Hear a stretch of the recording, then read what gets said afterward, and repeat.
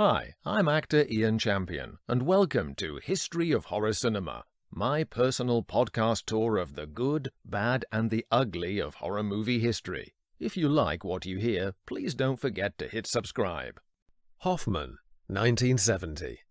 Released in 1970, this is a rare gem, notable for a superbly controlled dramatic performance by Peter Sellers, with even less of the vocal and physical disguised pyrotechnics than his earlier I Love You Alice B. Toklas. Not only this, but Alvin Rakoff directs him and Sinead Cusack in what is virtually a two-handed filmed stage play for most of its 3 acts, increasing Hoffman's novelty even further, even though in fact it is adapted directly from a novel by its author Ernest Gabler.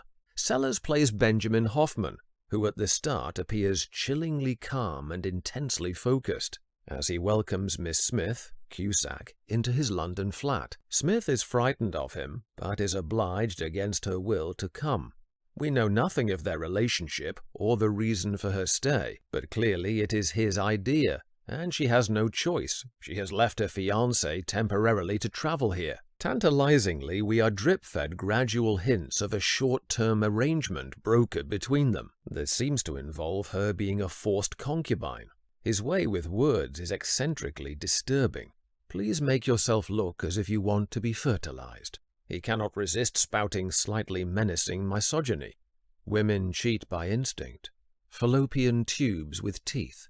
Sellers conveys a rivetingly sinister aspect as he dominates her.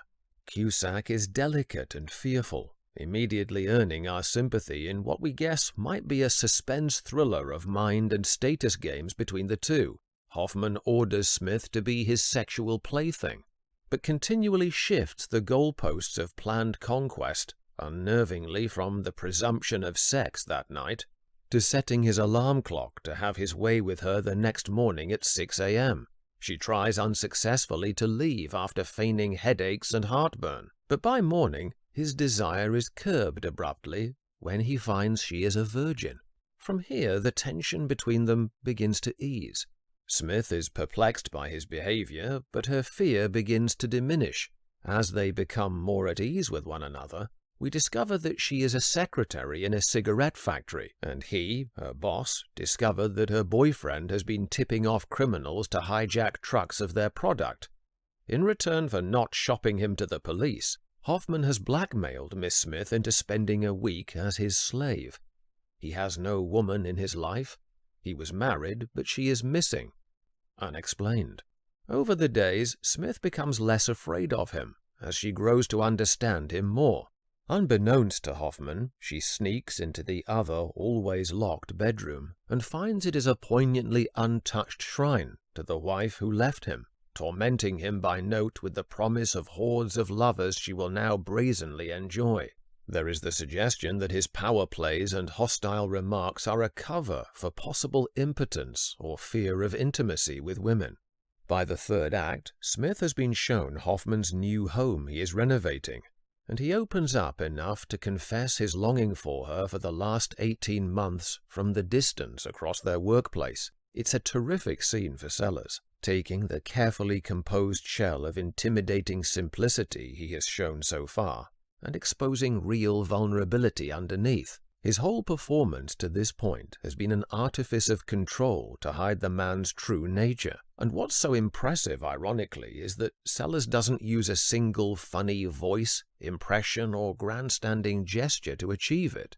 All of his effects, as it were, are in the remarkably subtle influences of language and oppressive atmosphere he weaves, proving what a wonderfully underrated straight actor he was, aside from the comedic chameleon the public adored. Consequently, it is all the more profoundly moving when he allows those protective layers to be stripped away in pain.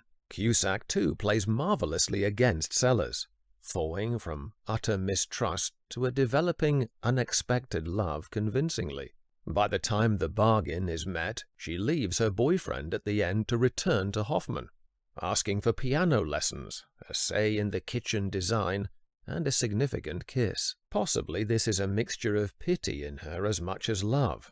We don't know what the future will bring for this relationship or any other, but it is sweetly concluded to the same beautifully sung Matt Munro song, "If ever there is a next time" that opens the film. Its telling refrain, a man pledging his love. "I can offer you the autumn of my life." Such was the raw truth of Sellers' work in Hoffman that it actually sent him into depression after finishing the film. He disowned it upon release, allegedly due to the part being uncomfortably close to his real self he always claimed never to have known. I find this as touching as the film. It's sad that he wasn't able to come to terms with himself or to be gratified by the knowledge that his art could be as brilliant at self-revelation as it was in self-disguise.